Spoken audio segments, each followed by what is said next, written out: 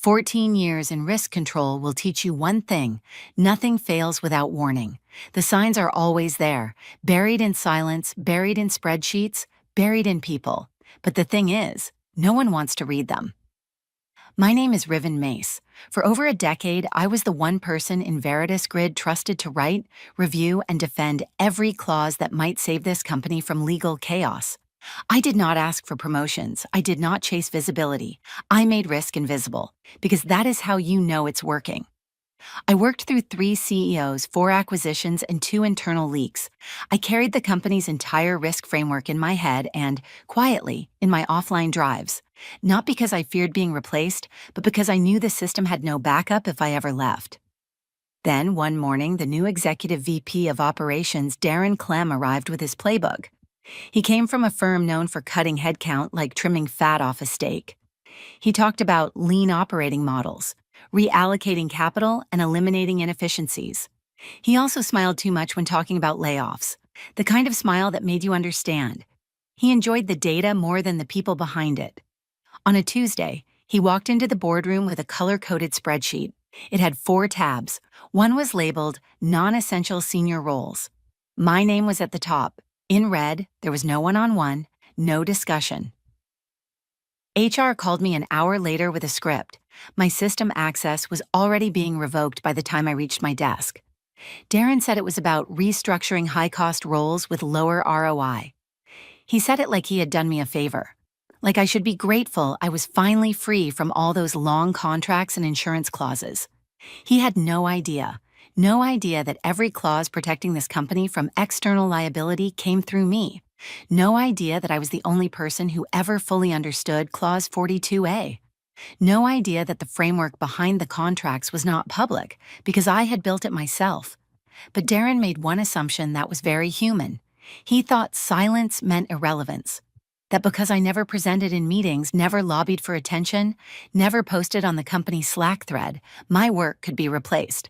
I did not protest. I let the process play out. I signed only what was legally required. I returned my badge. I handed back my laptop. But I did not rush, because I knew what they were losing. And more importantly, I knew they didn't. In moments like that, silence becomes a decision, not retreat, not weakness, just the start of something they would not see coming. If you're still here, maybe on your break, maybe standing in the hallway holding a termination envelope like I did, leave a trace. Comment where you're listening from, and if this sounds too familiar, hit subscribe. You'll want to see how this ends. They thought removing me was about numbers. But the thing about risk work is, if you delete the wrong line, the whole structure fails. And I had written every line. They always say it's just protocol, that it's not personal. But when your badge stops working before your exit interview even starts, you learn what that really means. By noon, I was locked out of the main server. By 2 p.m., I was told my company email would be permanently deactivated by end of day. My LinkedIn profile started auto-disconnecting from team accounts. The IT desk handed me a plastic bag for my desk items. A junior HR rep, someone I had never met, read from a checklist with shaking hands. Please return your laptop. Remove all proprietary material. You acknowledge no data will be retained privately. You understand Veritas Grid maintains full ownership of intellectual property. She looked up, expecting me to argue. I didn't. I just smiled, because I had already separated everything that mattered weeks ago. Not out of spite, out of habit. 14 years in risk control meant I never kept the system as my only source of truth. I kept offline mirrors, snapshots, flowcharts of clause networks, not because I expected this, but because I expected worse. I returned the device. It was clean, because I never used it for anything critical. The real material lived elsewhere, on encrypted drives, in my personal archive, and, more importantly, in my mind. Risk isn't a file, it's a structure. One built over years, revised through every lawsuit we avoided, every deal we salvaged. They could keep the hardware. I had kept the blueprint. Darren walked by my cubicle once, just once. He gave a nod that tried to be sympathetic, said, "You'll land on your feet." That told me everything. He didn't know what I actually did. He didn't know how many times I had pulled Veritas Grid back from liability. He thought I was just another senior analyst with a complicated title and a high salary. I let them collect every surface-level thing they thought I owed them. The badge, the computer, the password resets. What they didn't ask for, because they didn't know it existed, was the shadow system, the internal clause map, the deviation records, the partner-specific risk tolerances, the breakdowns of indemnity negotiation patterns. Those weren't company property. Those were mine. Built outside, refined offline, structured from the edge of every fire I had ever put out. No one else had those logs, because no one else stayed in those fires long enough to chart them. When I left that day, I didn't feel anger, just clarity. They had chosen speed over continuity, and in doing so, they had just deleted the only unofficial backup they ever had. Let them believe the offboarding was clean. Let them mark it as processed. Let Darren think the system would adjust. Because I had not broken anything, I had simply taken myself out of the network, and they were about to find out what that really meant. Systems do not crash when you remove a file. They crash when you quietly detach the person who knew where everything led. The week I left Veritas Grid, no one asked what would happen to the clause chains I managed or the architecture of approvals I built. The assumption was simple. Once the employee is gone, the work continues. That is only true when the work was meant to be shared. Mine never was. Because no one wanted the risk when it was still invisible. 3 days after my exit, I checked the mirror archive I had built over the years. It was not company property. It was a habit.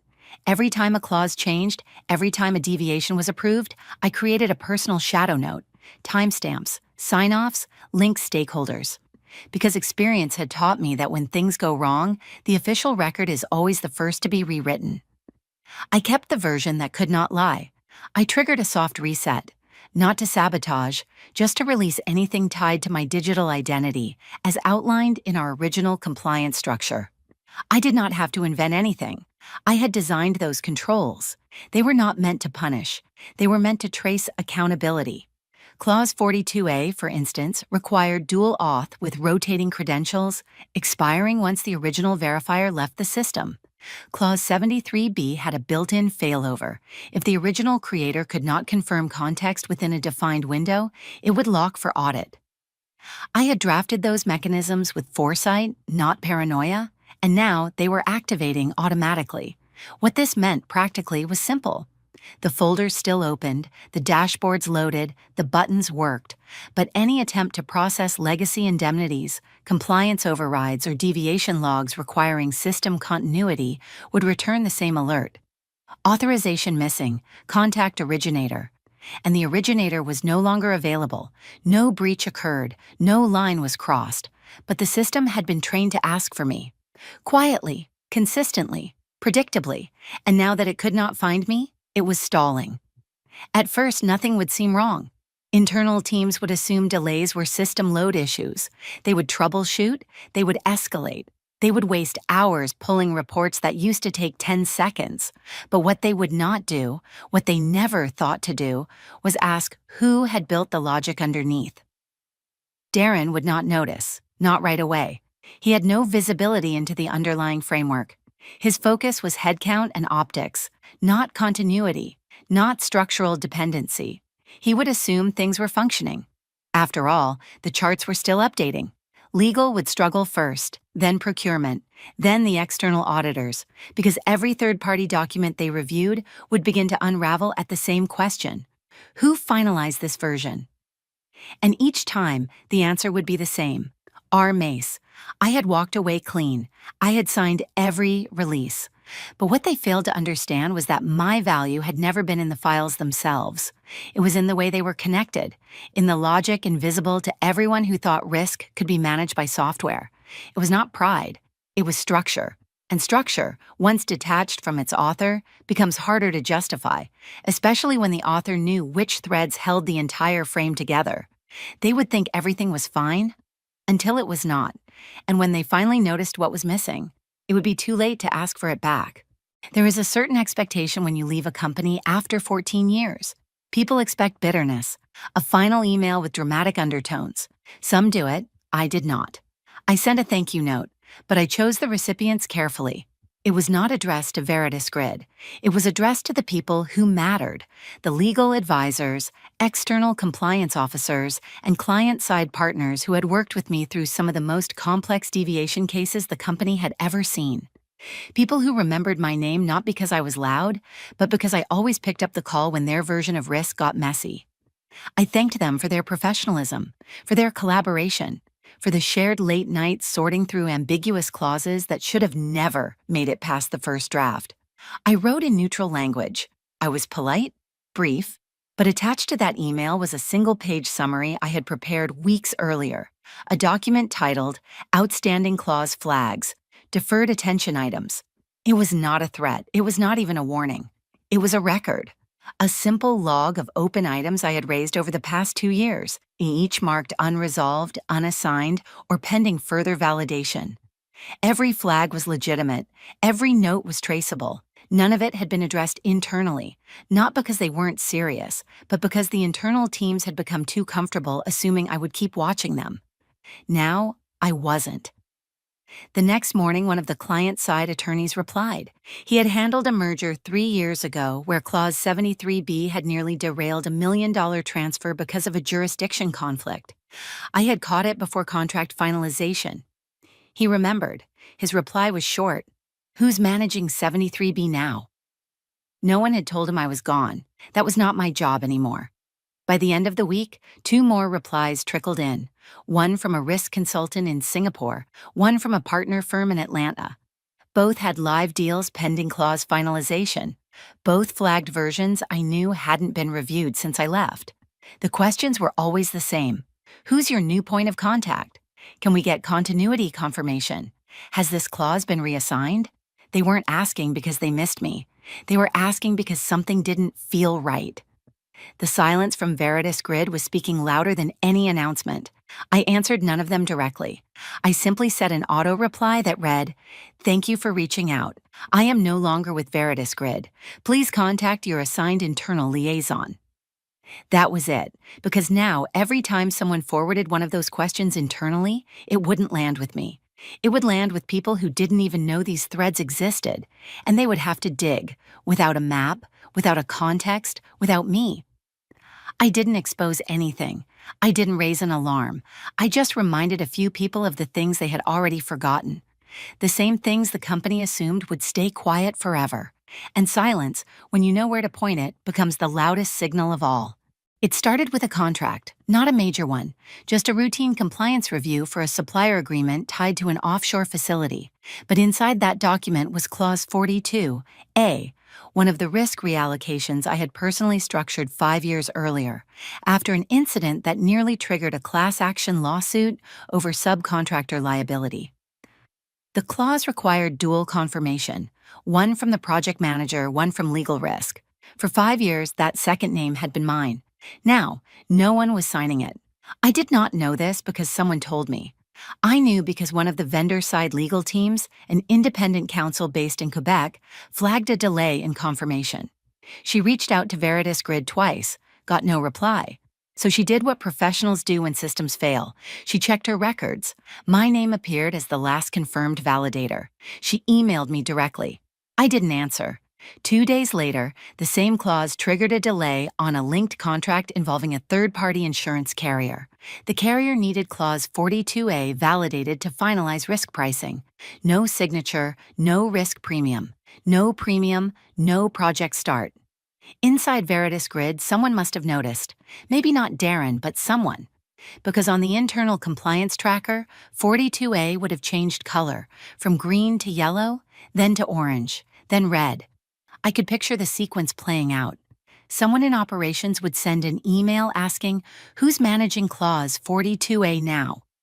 Someone in legal would respond with silence. Maybe a name would be floated, someone junior, unfamiliar, untrained, someone who had access but not authority. And without that authority, the system would keep rejecting approvals. The clause was not broken. It was doing exactly what it was designed to do: wait for the right signal. The signal had always been me. They had removed the person, but not the dependency. And now, those who depended on seamless flow were seeing what happened when continuity disappeared. It was not a failure, it was a pause.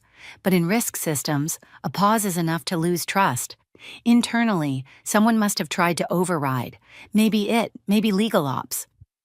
I imagined Darren being forwarded the thread eventually, skimming it, asking someone why a signature mattered. Someone else would try to explain that Clause 42A wasn't just policy, it was protection, and that it didn't just need a name, it needed the right one. But it was too late. Outside, the vendor team pushed back deadlines. The insurer raised questions about internal controls. A flag appeared on the audit log, questioning why contract validation had stalled across 3 departments. I said nothing. I posted nothing. But I saved the email chain, not because I needed it, because I wanted to remember the moment the unraveling became visible. It wasn't personal. It was procedural. The system wasn't failing. It was just asking a question, and the only person who used to answer it was no longer there. By the second week of delays, my name had been mentioned in 6 email chains I was no longer part of. I wasn't CC'd, of course, but external counsels and partner firms don't care about internal optics. They care about accountability, and when accountability disappears, they start naming the last person who held the system together. One chain came from a firm in Munich that handled regulatory filtering for our European assets. Their audit team had opened a document and found a gap in Clause 73B. The clause required verification across jurisdictions. I had built that logic after a near failure during a 2018 cross-border transaction. No one else had ever touched it since. They flagged the clause, then they flagged the delay, and then they asked the only question that mattered. Is Miss Riven Mace no longer in charge of this segment? The reply came from an internal legal assistant. Riven is no longer with the company. Please direct inquiries to our risk operations team. That was a mistake, because risk operations didn't have answers, and by forwarding the question without resolving it, they made the gap official. I never saw the internal reactions, but I saw what happened next. 2 days later, a request landed on the desk of Veritas Grid's general counsel, requesting clause documentation history and version authorship for 6 compliance pathways, 3 of which bore my digital watermark.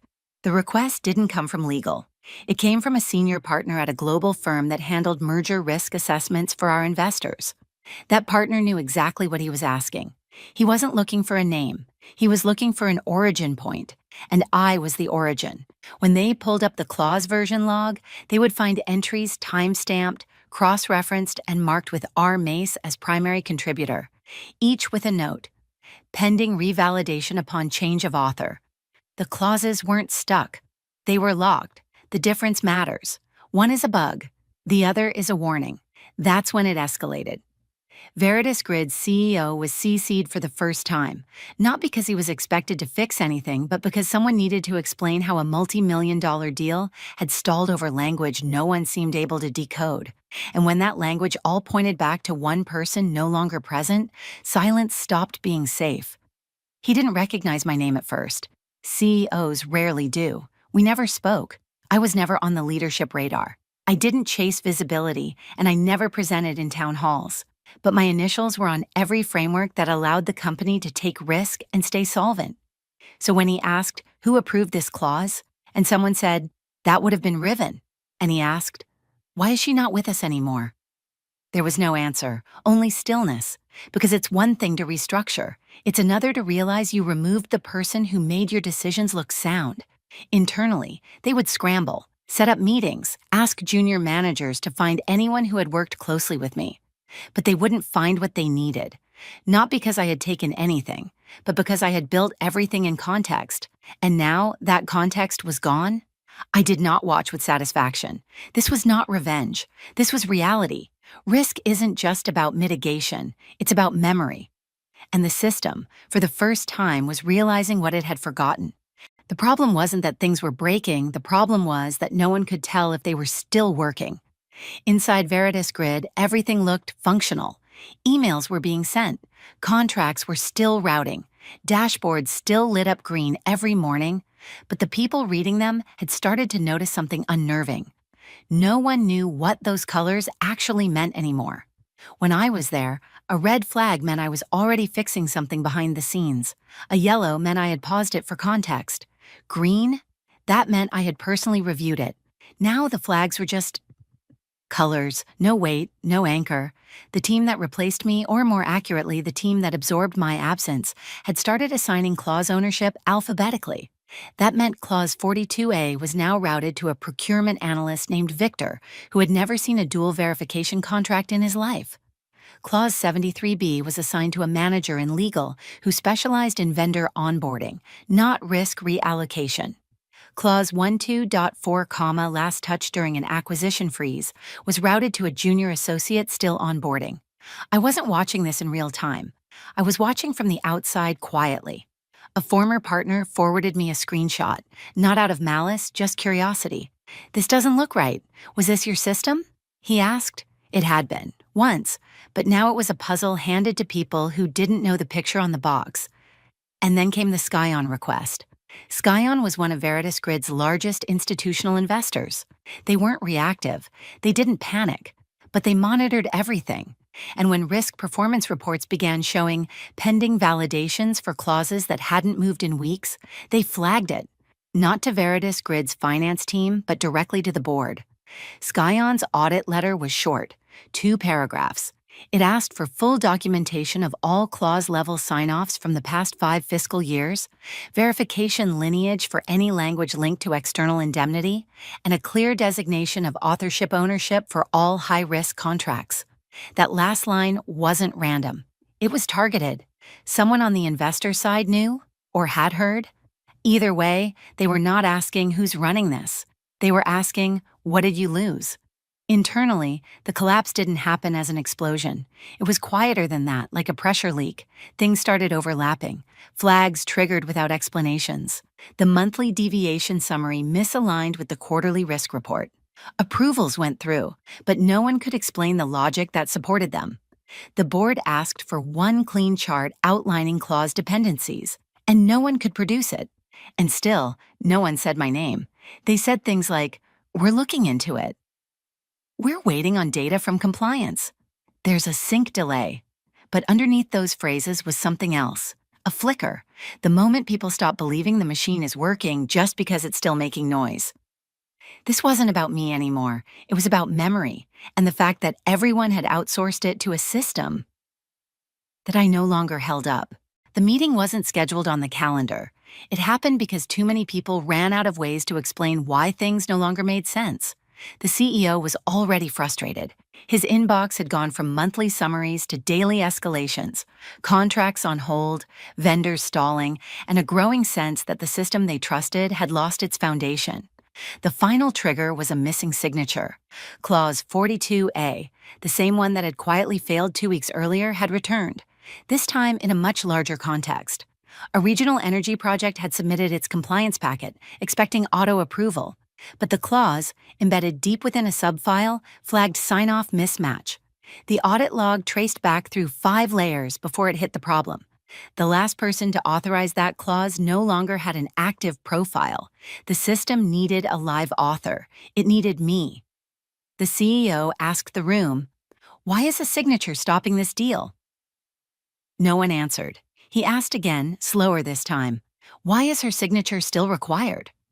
Someone from legal finally said it. Not loudly, not proudly, just flat. Because she built the clause, the system treats her as the origin validator. He didn't ask who had approved my removal. He already knew. What he asked was simpler. Did anyone replace her? Again, silence. Because even if someone had taken the seat, no one had taken the ownership. And the system, built on chain of trust logic, did not care about org charts. It cared about structure. And the structure still pointed back to one name, R. Mace. Someone suggested calling me, quietly, not to bring me back, just to ask if I could explain the framework. "Maybe she has documentation," someone said. "Maybe she kept notes." They didn't know how much I had kept. They didn't know I had already let it go. And when they did reach out, through a third-party contact, not directly, it was already too late. I didn't decline. I didn't reply. I simply had an assistant send back a line I had written months before. All documentation and responsibilities were transferred as per exit protocol. Best of luck with your internal continuity. Because they had made it official, they had wiped my credentials, and in doing so, they had erased the signal the system had been listening for. Without it, nothing could move forward. Not without triggering compliance flags, investor concerns, or contractual liabilities. The collapse didn't come with alarms. It came with locked screens, delayed launches, and partners asking again and again, is this still valid?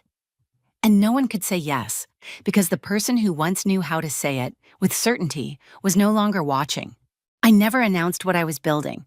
There was no website, no marketing, just a network of people who had once called me when their own system started to fray, and who remembered that I had answered. 6 weeks after I left Veritas Grid, I received a calendar invitation from a law firm in Copenhagen. It wasn't addressed to my old company email. It came directly to my consulting inbox, one that only a few people had ever used. The subject line was simple. Need review on structured indemnity terms, Clause 73B style. They knew exactly what they were asking for. I took the call, quietly, privately. No introductions beyond first names. They didn't want to talk about what had happened at Veritas Grid.